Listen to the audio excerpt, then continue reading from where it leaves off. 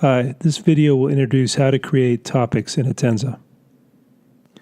Topics are really core to Atenza. They allow you to take any number of sources and then filter and curate those sources into the specific content that matters to you, your audience, and your organization. So let's get started. There's two places you could start building a topic. The first is in My Topics. Next to Topics I Own, click on the plus. The second is in the Content Administration workspace. At the top, you'll see Plus Topic. Either one of these will take you to the same place.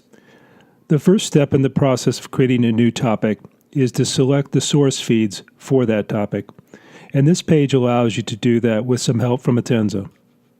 For purposes of this example, let's assume that we want to create a topic regarding self-driving or autonomous vehicles.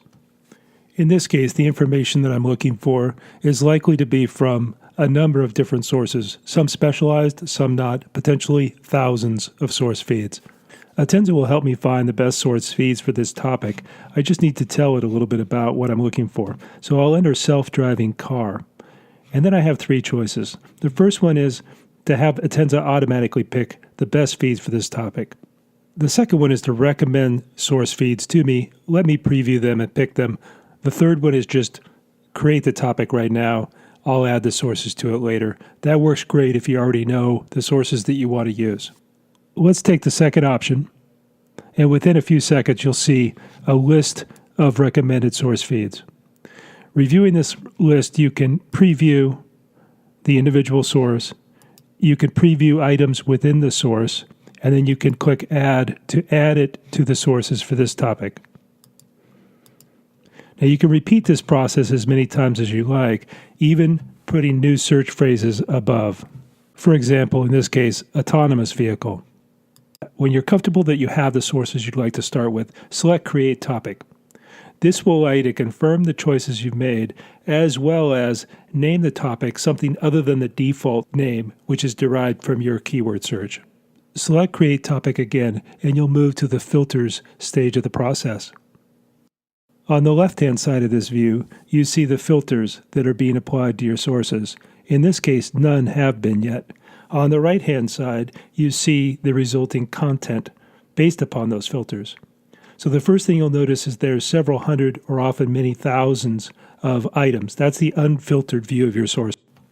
On the left side, in a yellow box, you'll see that you have the option to apply your keyword as a filter, which is generally a good idea because it will immediately narrow down the amount of content that you're working with. So let's do that. Down below, you'll see tag terms. These are tags that are derived from the content that's displayed on the right-hand side of this view.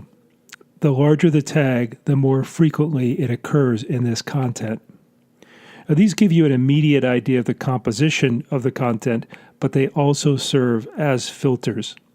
By selecting one, it is applied as a filter, and you can use it to include or exclude content. So let's say, for example, that I want to focus on BMW autonomous cars.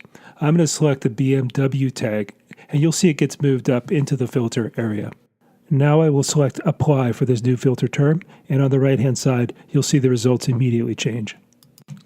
At the top of the filter area, you'll notice the option for Advanced Mode. This will open up a larger text box and display the current filter as text. If needed, you can also use this area to enter filter queries based upon operators supported by Atenza. For more information about those operators, see the Atenza support site. That's filtering in a nutshell. But before we leave this page, I'd like to highlight a couple of things that we'll cover in more detail in the curation training video.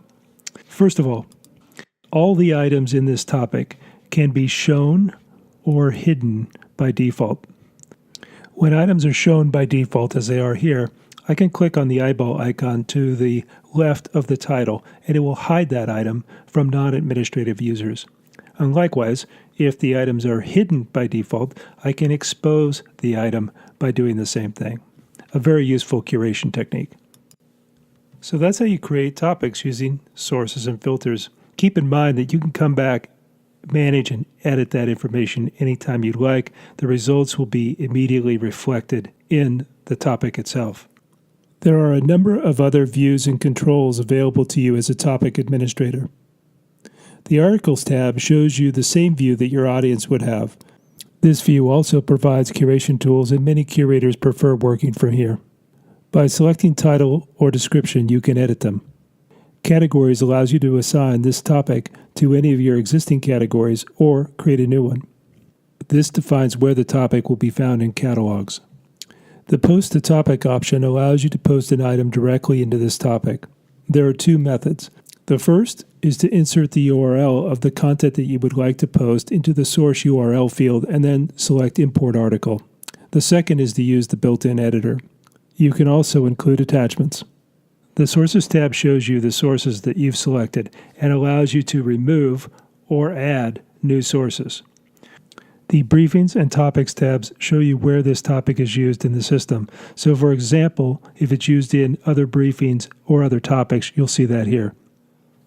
The People tab shows you the members of your site and how they relate to this topic. It will show you which are subscribers. You can also set their permissions. The Activity tab will show you how your audience is engaging and interacting with this topic. And finally, on the Settings tab, I'll highlight a couple of useful options.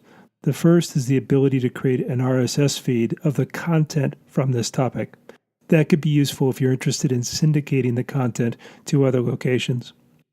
The second is the ability to set up an email address for this topic. Any item that's sent to that email address will be posted to the topic as an article.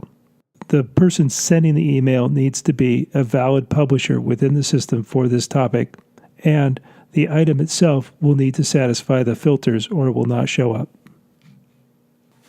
That's topics. We covered a lot of material, so please don't hesitate to contact us if you have any questions. Email support@atenza.com or visit support.atenza.com. Thank you.